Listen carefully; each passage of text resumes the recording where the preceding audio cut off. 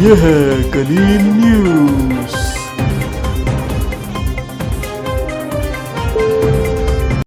Karachi Nazimabad number 1 Chawla market में लगी खौफनाक आग। नंबर 1 के चावला मार्केट आप देख सकते हैं। चावला मार्केट की तरफ आग लगी है, बड़ी खतरनाक है। देख सकते हैं आपके ऊपर तक चले जा रहे हैं और लोग भी बिल्डिंग के अंदर मौजूद हैं। जैसा कि सेफ्टी का कोई निज़ाम नहीं है यहाँ पे। और यहाँ देख सकते हैं कि ऊपर भी लोग खड़े हुए हैं। आप जैसे सेफ्टी का कोई भी निज़ाम नहीं है यहाँ पे।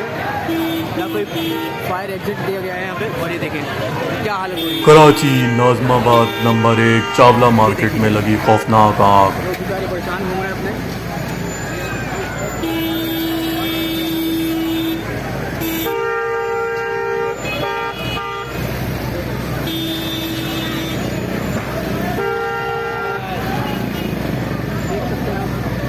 यहाँ पे कोई सेफ्टी का निज़ाम ही नहीं है।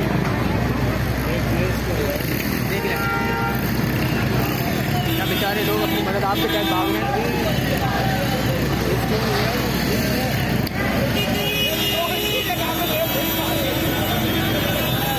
कराची नाजमाबाद नंबर 1 चावला मार्केट में लगी खौफनाक आग।